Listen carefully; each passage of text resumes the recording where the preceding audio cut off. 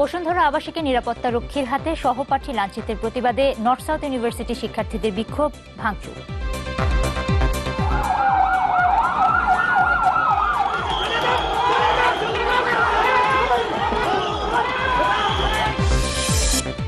গাবতলীতে শ্রমিকদের সাথে সংঘর্ষের ঘটনায় সরকারি কাজে বাধা ও বিশেষ ক্ষমতা আইনে পুলিশের 2টি সহ মোট 3টি মামলা, আসামি 1200।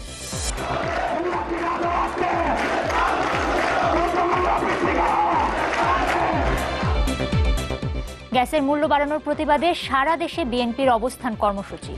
এলএনজির সহনীয় দাম নিয়ে দোটানায় সরকার। কুমিল্লা সিটি নির্বাচনে আওয়ামী লীগ বিএনপি প্রার্থীর মনোনয়নপত্র জমা, সুষ্ঠু ভোটের আশা নির্বাচন কমিশনের।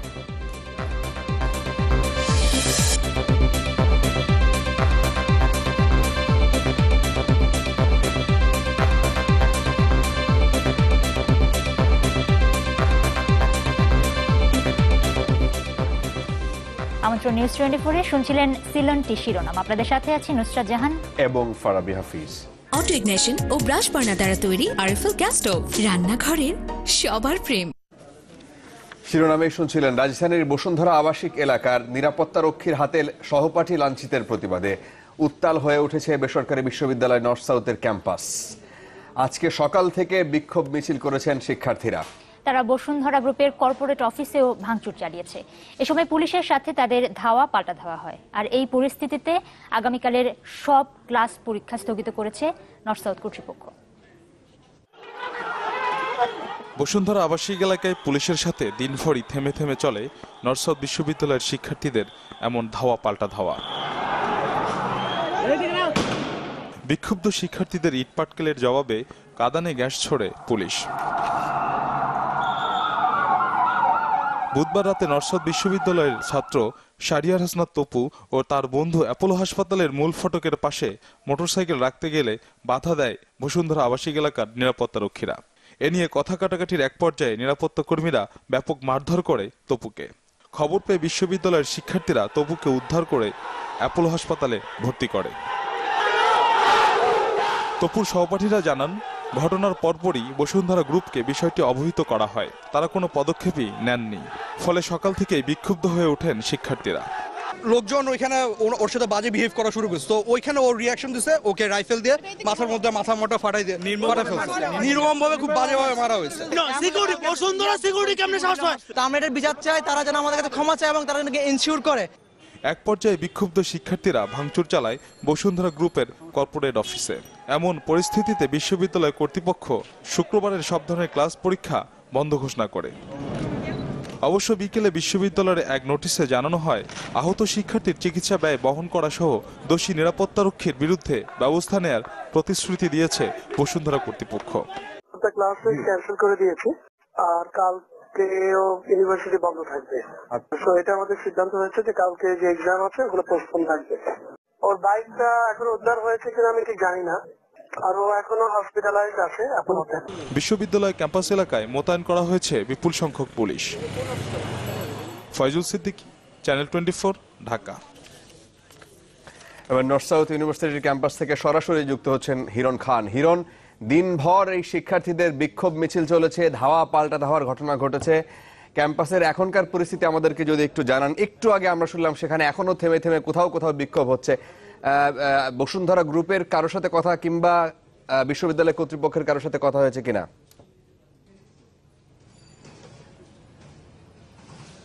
ফারাবি, আপনি জানেন যে ইতিমধ্যে একটি সংবাদে দেখলেন যে সারা দিন ধরে কিন্তু গতকালকের ঘটনাকে কেন্দ্র করে সারা দিন ধাওয়া পাল্টা ধাওয়া চলেছে এবং পরবর্তীতে বিকালের দিকে পুলিশ এখানে পুরো জায়গাটি নিয়ন্ত্রণে নিয়ে নেয় এবং ভিতরে যে নর্থ সাউথের যে শিক্ষার্থীরা ছিলেন তাদেরকে বের করে দেওয়া হয়েছে এবং তারা এখন আমি নর্থ সাউথের গেটের সামনে দাঁড়িয়ে আছি, পিছনের যে গেটটি 9 নম্বর গেট সেখানে দাঁড়িয়ে আছি।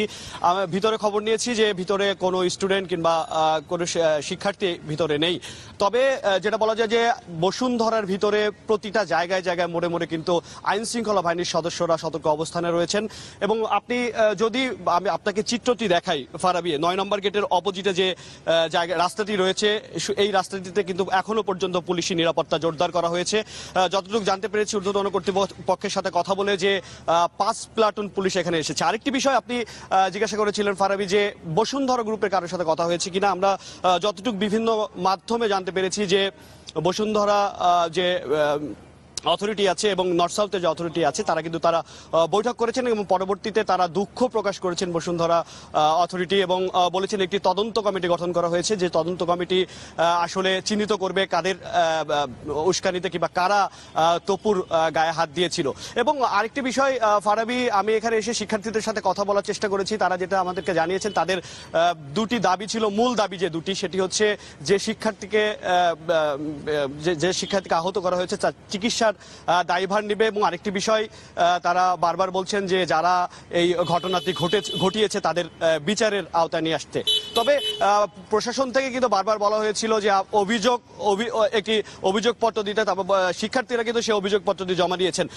তবে এখানে যতটুকু বলা যেতে পারে যে আগামীকাল, ইতিপূর্বে শুনেছেন যে আগামীকালকে সব ধরনের ক্লাস এবং পরীক্ষা ছিল সব বন্ধ করে দেওয়া হয়েছে। এই ছিল আসলে সর্বশেষ পরিস্থিতি Farabi Bashundhara north south campus থেকে। অনেক ধন্যবাদ হিরণ খান, জানাচ্ছিলেন নর্থ সাউথ ইউনিভার্সিটির ক্যাম্পাস থেকে, এবং তিনি যেটা বলছিলেন যে পরিস্থিতি মোটামুটি এখন পর্যন্ত স্বাভাবিক তিনি তার চোখে দেখছেন। এদিকে রাজধানীর গাবতলীতে শ্রমিক পুলিশ সংঘর্ষের ঘটনায় অজ্ঞাত 1200 জনকে আসামি করে 3টি মামলা হয়েছে। গত রাতে দারুস-সালাম থানায় পুলিশ বাদী হয়ে 2টি মামলা করেছেন এবং সংঘর্ষে আহত এক শিশুর মা বাদী হয়ে আরেকটি মামলা করেছেন। পুলিশ বলছে 3টি মামলায় 48 জনের নাম উল্লেখ করে আসামি করা হয়েছে, বাকিরা অজ্ঞাত। পুলিশের করা মামলায় সরকারি কাজে বাধা, গাড়ি ভাঙচুর, অগ্নিসংযোগ ও যান চলাচলে বাধা দেওয়ার অভিযোগ আনা হয়েছে। দ্বিতীয়টি হয়েছে বিশেষ ক্ষমতা আইনে।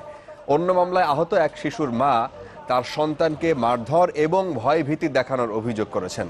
মঙ্গলবার বিকেল থেকে বুধবার দুপুর পর্যন্ত আপনারা জানেন যে পরিবহন শ্রমিকদের সাথে আইন শৃঙ্খলা বাহিনীর দফায় দফায় সংঘর্ষ হয় এবং ওই ঘটনায় মারা যান একজন বাস চালক। গাবতলীর সহিংস ঘটনায় এখন পর্যন্ত আমাদের 3টি মামলা রুজু হয়েছে। মামলার ক্ষেত্রে আমাদের কমন ভাবে 46 জন অভিযুক্ত রয়েছেন, এছাড়াও 1000 থেকে 1200 অজ্ঞাতনামা অভিযুক্ত রয়েছেন। আমরা ইউরোপিয়ান প্রযুক্তিতে তৈরি আনোয়ারের A1 পাইপ মাটির 1200 ফুটের বেশি গভীর পর্যন্ত চাপ নিতে সক্ষম। বছরের পর বছর পার, নো টেনশন। আনোয়ারের A1 বোরিং পাইপ, চাপের বাপ। খেলাধুলায় শিশুদের আরও আগ্রহী করে তুলতে অভিভাবকদের প্রতি আহ্বান জানিয়েছেন প্রধানমন্ত্রী শেখ হাসিনা। বঙ্গবন্ধু ও বঙ্গমাতা প্রাথমিক স্কুল গোল্ড কাপের সমাপনী অনুষ্ঠানে তিনি ঘোষণা দেন, শিগগিরই প্রতি উপজেলায় প্রতিশ্রুত মিনি স্টেডিয়ামের কাজ শুরু হবে। ছেলেদের ফাইনালে চ্যাম্পিয়ন হয়েছে কক্সবাজার টেটং সরকারি প্রাথমিক বিদ্যালয়, আর মেয়েদের বিভাগে চ্যাম্পিয়ন হয়েছে লালমনিরহাটের টেপুরগাড়ি বিকে প্রাথমিক বিদ্যালয়। এ যেন বিশ্বকাপ জয়ের আনন্দ। শুধু নিজেদের স্কুলই নয়, এই কিশোররা শিরোপা এনে দিয়েছে নিজের বিভাগকে, তাই উচ্ছ্বাসটাও বাঁধ ভাঙা। বঙ্গবন্ধু গোল্ড কাপের ফাইনালে সিলেটের কামরাঙ্গী সরকারি প্রাথমিক বিদ্যালয়কে ট্রাইবেকারে হারিয়ে চ্যাম্পিয়ন কক্সবাজারের টেটং সরকারি প্রাথমিক বিদ্যালয়।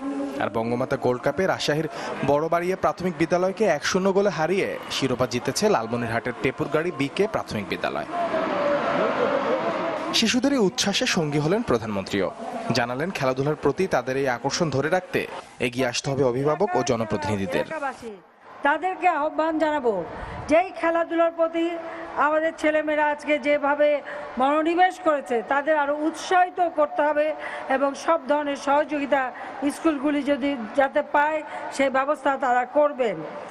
খেলাধুলার উন্নয়নে সরকারের নানা পদক্ষেপ উল্লেখ করে শেখ হাসিনা জানান, শীঘ্রই বাস্তবায়ন হবে প্রতি উপজেলায় মিনি স্টেডিয়ামের প্রতিশ্রুতি। প্রত্যেক উপজেলায় আমরা একটা মিনি স্টেডিয়াম করে দেব, যেখানে সবসময় যে কোনো খেলাধুলা অনুশীলন করতে পারবে। সেই জন্য কোনো স্কুলের খেলার মাঠ বা কলেজের খেলার মাঠ না, সম্পূর্ণ আলাদাভাবে আমরা মিনি স্টেডিয়াম তৈরি করে দেব। শিশুদের খেলাধুলার মাধ্যমে দেশপ্রেমিক নাগরিক হিসেবে গড়ে ওঠার উপদেশও দিলেন প্রধানমন্ত্রী শেখ হাসিনা। চাই যে খেলাধুলার মধ্য দিয়ে আমাদের ছেলেমেয়েরা দেশপ্রেমিক হবে। সাদবিন শফিক, চ্যানেল 24, ঢাকা। গ্যাসের বাড়তি দাম প্রত্যাহারের দাবি জানিয়েছে বিএনপি। রাজধানী সহ সারা দেশে 2 ঘন্টা অবস্থান কর্মসূচি পালনের সময় এই দাবি জানিয়েছেন দলের নেতারা।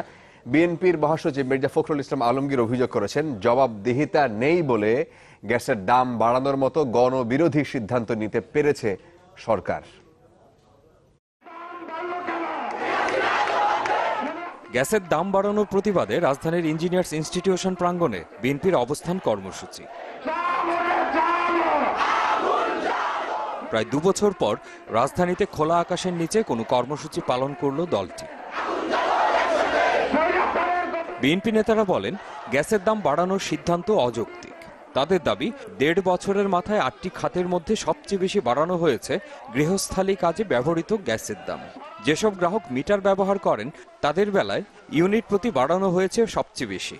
চুলা প্রতি 92 ইউনিট গ্যাস খরচ দেখিয়ে বিল করা হলেও প্রকৃতপক্ষে গ্রাহক খরচ করেন 42.45 ইউনিট, যা জনগণের সাথে প্রতারণা। গ্যাসের মূল্য বাড়ানো যাবে না, গ্যাসের মূল্য কমাতে হবে, এটা দেশের জনগণের সকলের দাবি। জনগণের মধ্যে গিয়ে জনগণকে উজ্জীবিত করে তুলতে হবে। সরকারের এই যে গণতন্ত্র বিরোধী, রাষ্ট্র বিরোধী যে সমস্ত পদক্ষেপ, তার বিরুদ্ধে আমাদেরকে রুখে দাঁড়াতে হবে। গ্যাসের দাম বৃদ্ধি করে, তেলের দাম বৃদ্ধি করে, বিদ্যুতের দাম বৃদ্ধি করে জনগণের পকেট কেটে এই সরকারের রাজস্ব বৃদ্ধি করে তারা দেশ পরিচালনা করছে। এই জন্য তারা নির্বাচিত নয়, তাই জনগণের প্রতি তাদের কোনো দায়বদ্ধতা নেই। জনগণের ভোটে নির্বাচিত নয় বলেই সরকারের কোনো দায়বদ্ধতা নেই মনে করেন বিএনপির নেতারা। হুঁশিয়ারি দেন, এখন আর সন্ত্রাসী বাহিনী দিয়ে জনগণকে আটকে রাখা যাবে না। বিএনপিকে ছাড়া কোনো নির্বাচন হবে না, ছাড়া কোনো নির্বাচন বাংলাদেশের মাটিতে আমরা বেঁচে থেকে হতে দেব না। শেখ হাসিনার অধীনে কোনো নির্বাচন নয়। কোন পথে যাবেন? যারা ভোটাধিকার কেড়ে নিতে পারে তারা আপনার সব অধিকার কেড়ে নিতে পারে। এটা মাথায় রাখতে হবে, এটা মাথায় রেখে আগামী দিনে আন্দোলনের জন্য তৈরি হতে হবে। জনগণ যেহেতু এদেরকে নির্বাচিত করে নাই, জনগণের কাছে এদের কোনো দায়বদ্ধতা নেই। সকাল 10টা থেকে দুপুর 12টা পর্যন্ত সারা দেশে পালন করা হয় এ কর্মসূচি। এ সময় বেশ কয়েকটি জায়গায় বাধা দেয় পুলিশ, আটক করা হয় কয়েকজন নেতাকর্মীকে। মহসিনুর রহমান বাদল, চ্যানেল 24, ঢাকা। আমদানি করা তরল গ্যাস বা এলএনজির দাম কেমন হতে পারে তা নিয়ে দোটানায় রয়েছে সরকার। প্রধানমন্ত্রীর জ্বালানি উপদেষ্টা বলছেন, দাম সহনীয় রাখতে সংশ্লিষ্টদের সাথে বৈঠক করবেন তারা। অন্যদিকে ব্যবসায়ীদের পক্ষ থেকে কেউ কেউ বলছেন, দাম সহনীয় রাখতে প্রয়োজনে দিতে হবে ভর্তুকি। এলএনজির দাম ঠিক করতে বিদ্যুৎ ভবনে বৃহস্পতিবার ব্যবসায়ীদের সাথে বৈঠক করে বিদ্যুৎ, জ্বালানি এবং খনিজ সম্পদ মন্ত্রণালয়। সরকারের কর্তা ব্যক্তিরা বলছেন, আগামী বছরের মার্চের মধ্যে জাতীয় গ্রিডে আমদানি করা এই গ্যাস যুক্ত হতে পারে। তবে এর দাম নিয়ে অনুষ্ঠিত বৈঠকে কোনো সিদ্ধান্ত ছাড়াই বৈঠকটি শেষ হয়েছে। বৈঠকের পর অবশ্য সব পক্ষই বলছেন, দাম সহনীয় রাখতে একটি উপায় খোঁজার চেষ্টা করছে।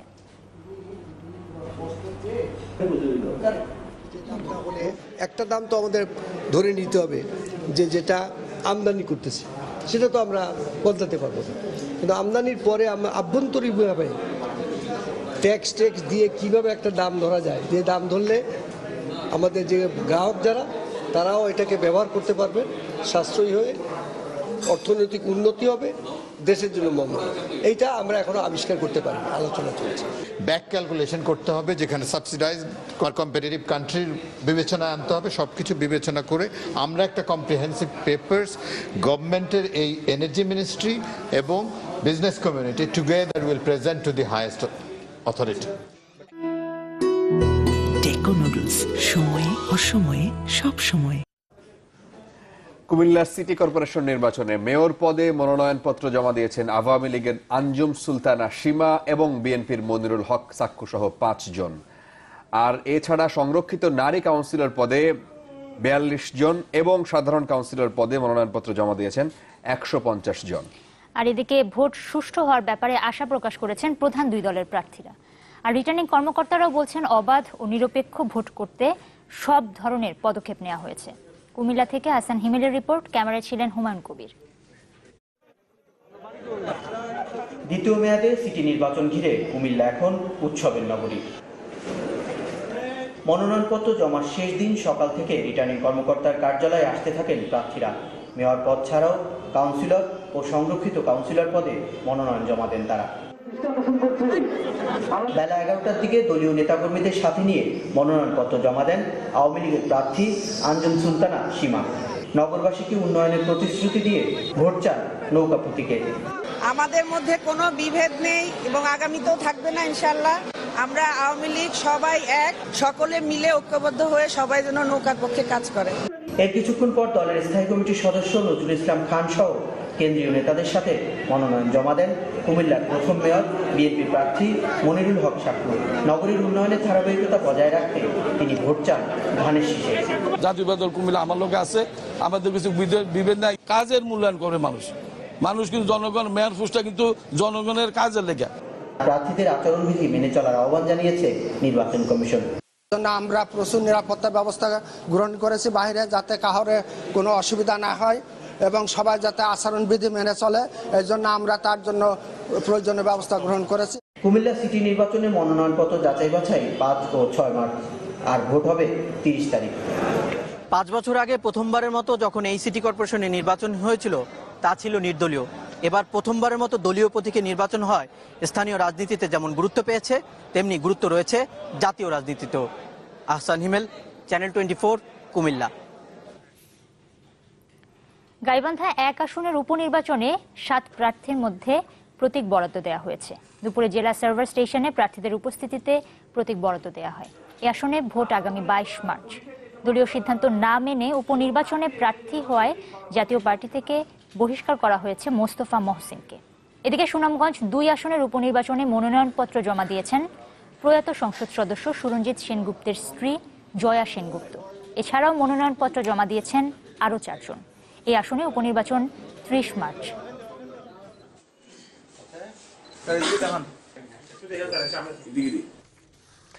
নির্বাচনকালীন সরকারের সহায়ক ভূমিকা ছাড়া নির্বাচন কমিশনের পক্ষে সুষ্ঠু নির্বাচন করা সম্ভব নয়। জাতীয় প্রেস ক্লাবে নতুন নির্বাচন কমিশনের চ্যালেঞ্জ নিয়ে এক সেমিনারে এই মত দিয়েছেন বক্তারা। তাদের অভিযোগ হচ্ছে যে রকিবউদ্দিন কমিশনের ব্যর্থতা পুরো নির্বাচনী ব্যবস্থাকে একটি খাদের কিনারে নিয়ে গেছে। সুতরাং নতুন কমিশনকে কথা এবং কাজের মাধ্যমে জনগণের আস্থা ফেরাতে হবে। সুশাসনের জন্য নাগরিক সুজনের মতে নবগঠিত নুরুল হুদা কমিশন বহুমুখী চ্যালেঞ্জের মুখোমুখি। এসবের বেশিরভাগই সৃষ্টি হয়েছে বিদায়ী সিইসি রকিবউদ্দিনের ব্যর্থতায়। আবার কিছু চ্যালেঞ্জের উৎস খোদ সরকার। কমিশনারের সংখ্যা, স্বাধীনতা ও নিরপেক্ষতা নিশ্চিত করা, সংস্কার কার্যক্রম সহ বেশ কিছু চ্যালেঞ্জ তুলে ধরে এগুলো থেকে উত্তরণের পরামর্শ দেয়া হয় সেমিনারে। পরে বক্তারা বলেন, চ্যালেঞ্জ কাটিয়ে বর্তমান নির্বাচন কমিশন আসন্ন জাতীয় নির্বাচন সুষ্ঠুভাবে অনুষ্ঠিত করতে না পারলে জাতির জন্য মহা বিপদ অপেক্ষা করছে। ইলেকশন কমিশনের যে রেপুটেশনের ব্যাপার খুব নিচের দিকে আছে, এটাকে ওনাদের তুলতে গেলে ওনাদের নর্মালে যা লাগতো তার থেকে আরো বেশি পরিশ্রম করে এটাকে আরো উপরে তুলতে হবে। তুলে আস্থা অর্জন করতে হবে। সামনে অনেকগুলি ইলেকশন আছে, সেইগুলি আপনার সঠিকভাবে করে স্লোলি অ্যান্ড গ্র্যাজুয়ালি আপনার করতে হবে। সুষ্ঠু, সুন্দর, গ্রহণযোগ্য নির্বাচন করে তারা প্রশংসিত হয়ে ইতিহাসে একটা জায়গা করে নেবেন। আর দ্বিতীয় বিকল্পটি হলো যে তারা অগ্রহণযোগ্য নির্বাচন করে ইতিহাসের কাছে কলঙ্কিত হবেন। এই 2 বিকল্পের যে কোনো একটি তাদেরকে বেছে নিতে হবে। নির্বাচন কমিশন সবসময় একরকম আস্থার সংকটে ভুগে বলে মত দেন বক্তারা। সাবেক নির্বাচন কমিশনের ব্যর্থতা সেই সংকট আরো ঘনীভূত করেছে। প্রত্যেকটা পার্টিকে নিয়ে যে আপনারা বলেন কিভাবে করলে আপনারা সুষ্ঠু নির্বাচন আশা করতে পারেন আমাদের কাছ থেকে, প্রত্যেকেই তাদের সাজেশন দেবে এবং সেটা নিয়ে যদি করে ইলেকশন কমিশন কেন পারবে না? শুধুমাত্র ইলেকশন কমিশন দিয়ে একটি সুষ্ঠু গ্রহণযোগ্য নির্বাচন সম্ভব নয়। এটার জন্য প্রয়োজন যে সরকার তখন থাকবে, সেই সরকার কি মনোভাবে নির্বাচনে ইলেকশন কমিশনকে সহযোগিতা করবেন। সেমিনারে বেশিরভাগ আলোচক ভোটিং এর পক্ষে মত দেন। সরোজ সুমন, চ্যানেল 24, ঢাকা। একটা বিরতি নেব, ফিরে এসে আরো দেখবেন। বঙ্গবন্ধু সেতুর পাশে আলাদা রেল সেতু নির্মাণ শুরু এই বছরের মধ্যে, জানালেন রেল মন্ত্রী। 3টি প্রতিষ্ঠানের সাথে চুক্তি সই।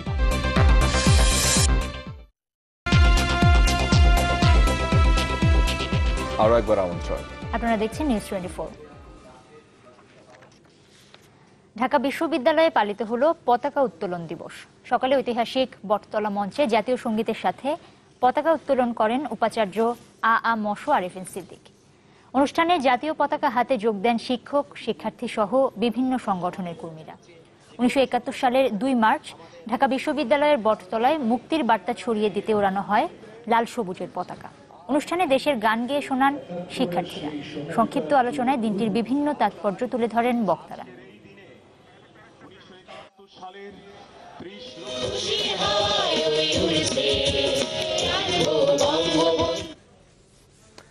রাজধানী সহ দেশের বিভিন্ন স্থান থেকে এসএসসি প্রশ্ন ফাঁস চক্রের 8 সদস্যকে গ্রেফতার করেছে পুলিশ।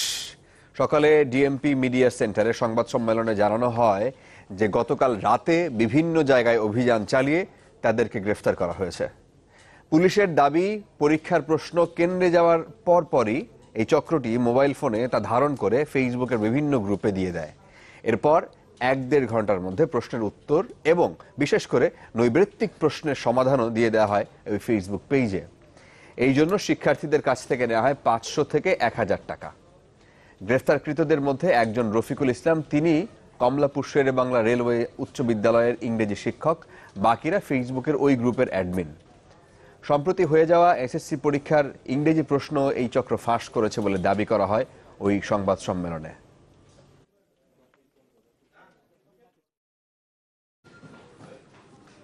যমুনা নদীর উপরে বঙ্গবন্ধু সেতুর পাশে আলাদা রেল সেতু নির্মাণ কাজ এই বছরের মধ্যেই শুরু হবে, এমন কথা জানিয়েছেন রেলমন্ত্রী মুজিবুল হক।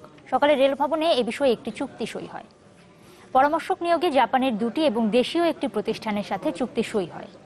রেল সেতু নির্মাণে খরচ হবে 9,734 কোটি টাকা। এর মধ্যে পরামর্শক নিয়োগে ব্যয় হবে 747 কোটি টাকা। রেলমন্ত্রী মুজিবুল হক জানিয়েছেন, বঙ্গবন্ধু সেতুর 300 মিটার উজানে 4.8 কিলোমিটার রেল সেতুতে থাকবে dual gauge double rail line.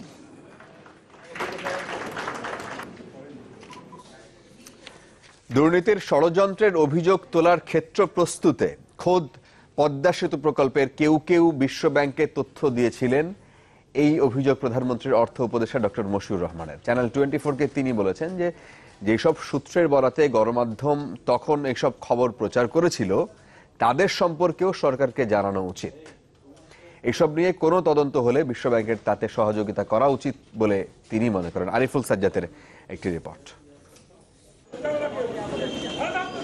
Padma সেতু প্রকল্প নিয়ে দুর্নীতির ষড়যন্ত্রের অভিযোগ একটা সময় বেশ ভুগিয়েছে আওয়ামী লীগ সরকারকে। দেশে বিদেশে ব্যাপক সমালোচনা হয় সরকারের শীর্ষ পর্যায়ের কয়েকজন কর্মকর্তাকে নিয়ে। পদ্মা সেতু সেই কাহিনী নানা মহলের চাপে শেষ পর্যন্ত চলে যায় দুর্নীতি দমন কমিশনে। পদ্মা সেতুতে ঋণ বাতিলের ঘোষণার পর বিশ্বব্যাংকের করা মামলা সম্প্রতি খারিজ করে দিয়েছেন কানাডার একটি আদালত। এর কারণ হিসাবে বলা হচ্ছে, এ বিষয়ে পর্যাপ্ত তথ্য প্রমাণ পাওয়া যায়নি। সবাই বিশ্বাস এখন যে না, এখানে সত্যিকার কিছু ছিল না। যাদের বিরুদ্ধে কথিত দুর্নীতির চেষ্টার অভিযোগ এসেছিল তাদের অন্যতম প্রধানমন্ত্রীর অর্থনৈতিক উপদেষ্টা ডক্টর মশিউর রহমান। তিনি বলছেন, দেশেরই কিছু মানুষ ওই সময়ে বিশ্বব্যাংকে নিয়মিত তথ্য সরবরাহ করত। আমার নাম এর ভিতর আসার পরে এই ইমেলগুলো দেখেছিলাম। সেই ইমেল থেকে দেখা যায় যে বাংলাদেশের থেকে কিছু লোক বিশ্বব্যাংকে খোঁজ খবর দিচ্ছিল। সন্দেহ হয় যারা এই খবরগুলো দিচ্ছিল এরা অবশ্যই এই প্রজেক্টের সাথে ছিল এবং প্রজেক্টে কাজ করছিল। ওই সময় পদ্মা সেতুর দুর্নীতির চেষ্টা নিয়ে সরব ছিল গণমাধ্যমও।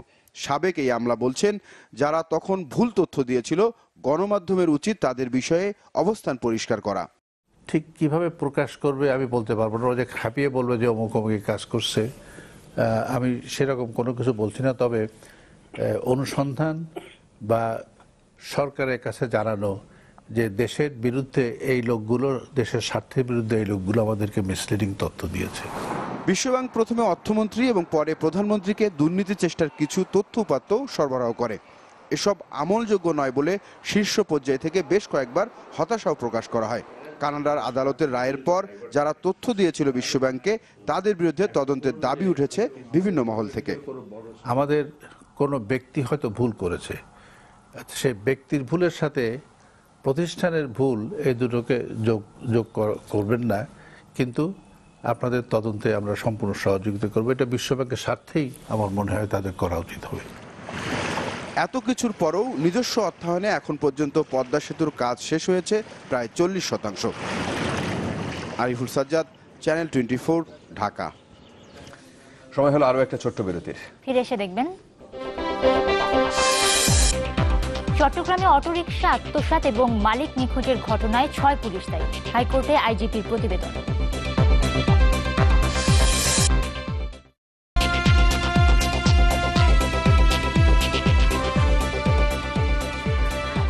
স্বাগত আরো একবার।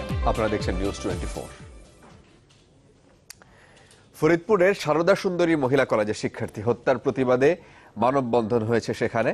সকালে সারদা সুন্দরী মহিলা কলেজ এবং কবির বাগ প্রাথমিক ও উচ্চ বিদ্যালয়ের সামনে এই কর্মসূচির আয়োজন করা হয়। এতে বক্তারা হত্যায় জড়িতদের দ্রুত গ্রেফতারের দাবি জানিয়েছেন। তারা বলেছেন যে দোষীদের আইনের আওতায় আনা না হলে এমন অপরাধ দেশে বাড়তেই থাকবে। সোমবার রাতে শহরের গোয়ালচামট নতুন বাজার এলাকায় নববধূ রোদেলাকে হত্যা করা হয়। নিহতের পরিবারের অভিযোগ, যৌতুকের টাকা না দেয়ায় তাকে শ্বশুরবাড়ির লোকজন খুন করেছে। দেশের বিভিন্ন স্থানে আইনশৃঙ্খলা বাহিনীর সাথে কথিত বন্দুকযুদ্ধে 4 জন নিহত হয়েছেন। র্যাবের দাবি, শরণখোলা রেঞ্জের সুখপাড়ায় বনদস্যু শামসু বাহিনীর খোঁজে সকালে অভিযান চালায় তারা। র্যাবের উপস্থিতি টের পেয়ে বনদস্যুরা গুলি ছোড়ে। পাল্টা গুলিতে নিহত হন কালা বিলাল। বগুড়া শেরপুরে পুলিশের সাথে কথিত বন্দুকযুদ্ধে 90 জেএমবির উত্তরাঞ্চল সামরিক শাখার প্রধান আমিজুল ওরফে আল আমিন নিহত হয়েছেন। এছাড়াও ব্রাহ্মণবাড়িয়ার বিজয়নগরে পুলিশের সাথে কথিত বন্দুকযুদ্ধে নিহত হয়েছেন আরও 2 জন।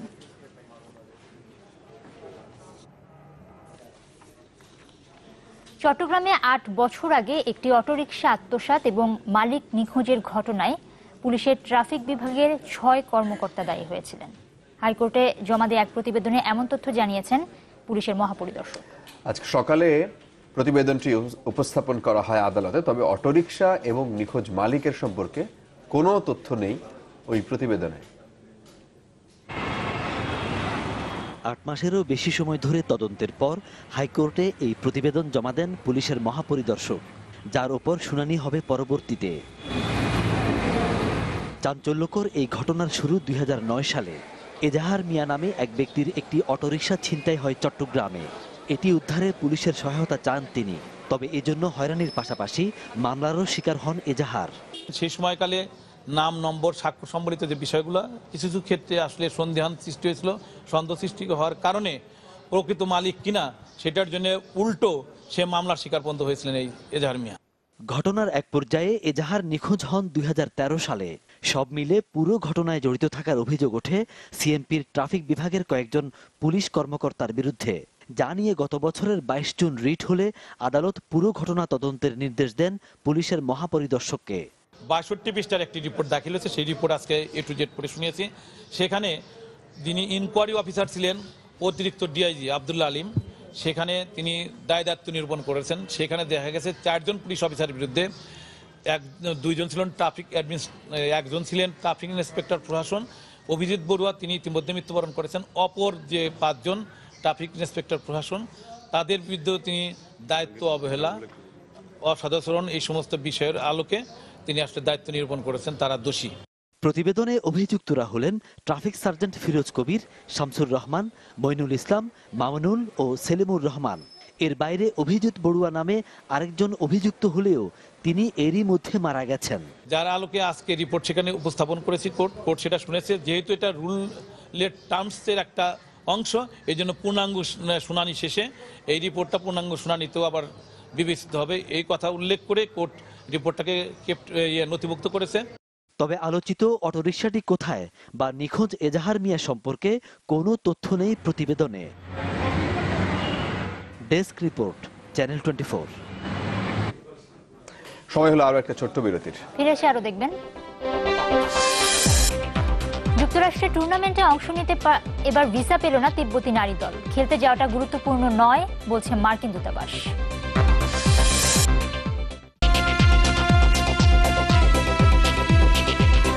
বিরতির পর স্বাগত আরো একবার। আপনারা দেখছেন নিউজ 24। একটি শোক সংবাদ, চ্যানেল 24 এর ব্রডকাস্ট জার্নালিস্ট ইফতেখার আলমের মা ফরিদা বেগম মারা গেছেন। বিকেল 4:30টার দিকে চট্টগ্রামের আনোয়ারার বারখাইন গ্রামে নিজ বাড়িতে মারা যান তিনি। তার বয়স হয়েছিল 67 বছর। তিনি মস্তিষ্কে রক্তক্ষরণজনিত কারণে গত 10 ডিসেম্বর থেকে অসুস্থ ছিলেন। তার স্বামী, এক ছেলে, এক মেয়ে রয়েছে। ফরিদা বেগমের মৃত্যুতে গভীর শোক জানিয়েছে চ্যানেল 24 পরিবার।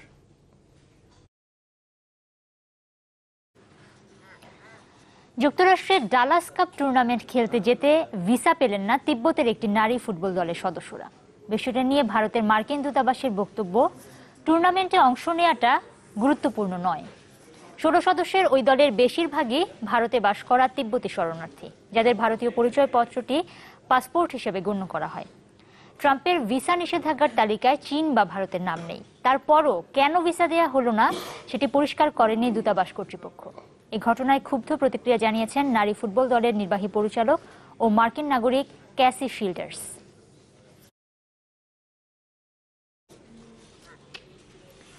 নড়াচড়ার জায়গা নেই, 12 টন পাথরের ভেতরে বসেছিলেন পুরো এক সপ্তাহ। এমন কাণ্ড এক্সট্রিম আর্টিস্ট হিসেবে পরিচিত ফরাসি শিল্পী আব্রাহাম পসিবলের। এখানেই তিনি থামতে চান না। তিনি এবার টার্গেট নিয়েছেন ডিমে তা দিয়ে বাচ্চা ফুটাবেন। আর এর আগে এই মানুষটা খেলনা ভালুকের ভেতরে ঢুকে বাইরে থেকে সেলাই করে দিয়ে কাটিয়ে দিয়েছিলেন 13 দিন।